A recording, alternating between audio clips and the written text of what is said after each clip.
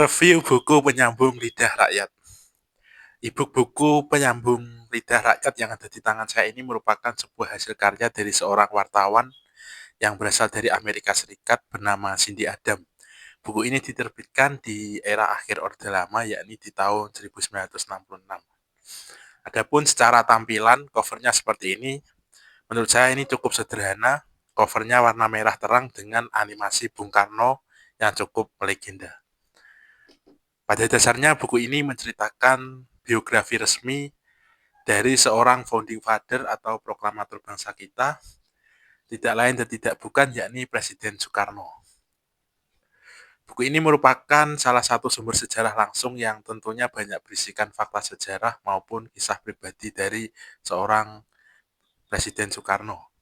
Dalam buku ini pembaca secara langsung dibawa menyelami perjalanan hidup Soekarno, mulai dari kelahirannya, keluarganya, hingga perjuangan dalam melawan penjajahan kolonialisme dan imperialisme Barat. Soekarno sendiri lahir pada tanggal 6 Juni 1901 di Surabaya pada jam setengah 6 pagi. Oleh karenanya ibunya memberi julukan Putra Sang Fajar. Ia memiliki nama kecil Kusno karena sering sakit, kemudian namanya diganti Karna, yang merupakan nama dari tokoh Mahabharata. Soekarno kecil tumbuh dalam lingkungan yang sangat menghargai pentingnya pendidikan. Ayahnya merupakan seorang guru. Berkat kerja keras ayahnya, di kemudian hari ia berkesempatan menempuh pendidikan di HBS Surabaya. Di sana ia menjadi minoritas karena berasal dari pribumi. Dari 300 siswa hanya ada 2 pribumi.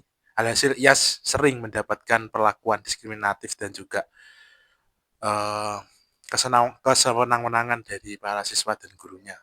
Selama di HBS, ia berkesempatan tinggal di rumah Hos Cokraminoto di Jalan Peneleh, Surabaya.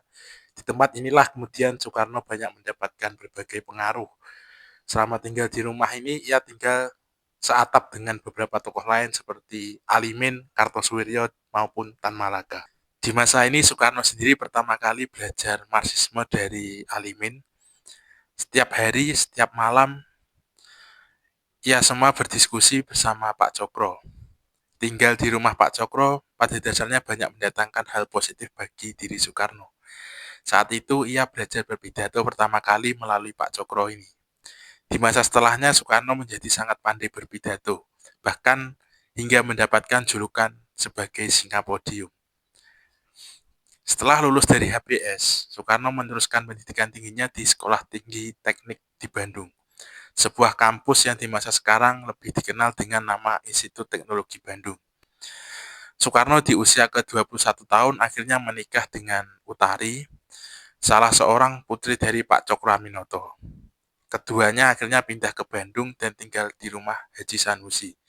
Di rumah Haji Sanusi ini rupanya ia jatuh cinta dengan istrinya bernama Inggit Ganasih. Hingga akhirnya di kemudian hari Soekarno memutuskan bercerai dengan Utari dan memilih mengembalikannya di Surabaya di rumah Pak Cokro. Dan tanpa berselang lama, Soekarno dan Inggit akhirnya menikah. Di masa ia tinggal di Bandung, Soekarno sendiri pernah di suatu waktu berkeliling dan menemukan seorang petani bernama Marhain. Kelak nama Marhain ini menjadi nama ajaran Soekarno yang lebih terkenal dengan nama Marhainisme. Selama tinggal di Bandung, Soekarno juga aktif dalam beberapa agenda rapat-rapat dan juga sering berpidato.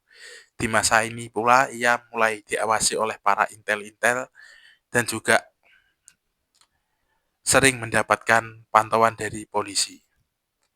Pada tahun 1926, akhirnya ia lulus dan berhak memakai gelar insinyur dalam bidang teknik sipil. Pasca lulus sebenarnya Soekarno banyak sekali mendapatkan tawaran pekerjaan, namun sebagian besar ditolaknya dan ia lebih memilih untuk mendirikan biro arsitek bersama teman-teman seangkatannya. Pada tahun 1927, Soekarno juga mendirikan partai politik yang diberikan nama PNI. Partai politik ini dijadikan wadah perjuangan dan setelahnya di tahun 1928 ia juga ikut serta dalam deklarasi Sumpah Pemuda. Tahun 1929, Soekarno akhirnya benar-benar tertangkap karena pidatonya yang menyerang pemerintah kolonial Belanda. Ia dibawa dan dimasukkan ke dalam sebuah penjara yang benar-benar sempit pada saat itu. Penjara ini tidak seperti penjara pada umumnya. Penjara ini sangat gelap dan sangat tertutup. Semasa mendekam di penjara, Soekarno sendiri banyak sekali mendapatkan perlakuan-perlakuan khusus. Banyak dari penjaga penjara yang merasa bersimpati dengan perjuangannya. Alhasil, ia banyak sekali dibantu oleh para penjaga penjara tersebut.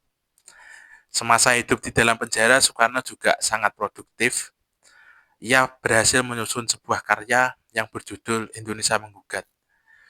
Pada akhirnya Soekarno sendiri dihukum 4 tahun dan hukuman ini jauh lebih berat dibandingkan teman-teman yang dipenjara bersamanya. Setelah menerima vonis, tentunya ia dipindahkan ke penjara Sukamiskin. Selama di sini, ia merasakan penderitaan yang begitu sangat pedih. Selama mendekam di Sukamiskin, Soekarno juga ditempatkan di tempat yang sangat sempit, bahkan tempat yang tidak bisa tertembus sinar matahari. Di masa selanjutnya, Soekarno juga mendapatkan potongan masa tahanan menjadi 2 tahun.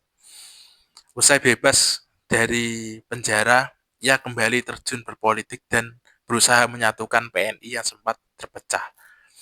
Namun nasibnya naas, ia kembali ditangkap dan dijebloskan ke penjara untuk yang kedua kalinya. Di kemudian hari, ia bersama keluarganya akhirnya dibuang ke Pulau Bunga ND Flores. Di sana Soekarno menjalani masa pembuangannya bersama Inggit istrinya. Selama masa pembuangan, Soekarno juga mengisi waktu dengan cara menulis cerita dan juga melatih warga penduduk asli dalam bermain drama. Selama menjalani masa pembuangan 5 tahun di ND, Soekarno ini sering mengalami sakit keras terkena malaria. Alhasil ia kemudian dipindahkan ke Bengkulu. Setelah tiba di Bengkulu, kemudian ia bekerja sebagai seorang guru di sekolah Muhammadiyah. Kepindahan Soekarno ke Bengkulu kemudian membawa ia bertemu dengan seorang murid, seorang gadis cantik bernama Fatmawati, yang kelak di kemudian hari menjadi seorang istrinya. Ia merasakan kegelisahan karena masih belum memiliki keturunan. Alhasil ia berniat untuk menceraikan Inggit dan menikah dengan Fatmawati. Tahun 1942 akhirnya Jepang masuk ke Hindia. Sejak datangnya Jepang ini, Soekarno mulai diperlakukan dengan baik. Bahkan ia diajak kerjasama dengan bertemu langsung dengan Jenderal Imamura. Soekarno juga banyak diberikan fasilitas seperti mobil maupun rumah untuk mendukung aktivitasnya. Di kemudian hari inilah ia juga diberikan alat perjuangan organisasi bernama Putra atau Pusat Tenaga Rakyat yang dapat digunakan sebagai wadah perjuangan untuk mencapai kemerdekaan.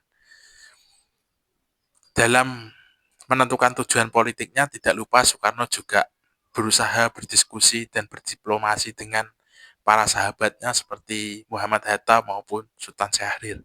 Di tahun 1943 akhirnya Soekarno menikah dengan Fatmawati dan tak serang beberapa lama ia pun memiliki putra bernama Guntur. Menurut saya buku ini termasuk salah satu buku yang unik karena beberapa buku biografi yang pernah saya baca hanya menampilkan sisi-sisi positif dari perjalanan seseorang. Namun di dalam buku ini secara jujur turut menampilkan beberapa sisi negatif dari perjalanan tokoh bernama Bung Karno.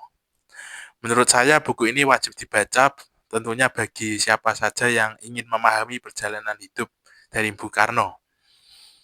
Bagi para pecinta sejarah, tentunya buku ini merupakan sebuah sumber pengetahuan yang sangat luar biasa. Sementara bagi para generasi muda, hendaknya buku ini dapat dipergunakan sebagai sebuah motivasi untuk lebih mengenal lebih dalam tentang perjuangan meraih kemerdekaan. Demikian, terima kasih.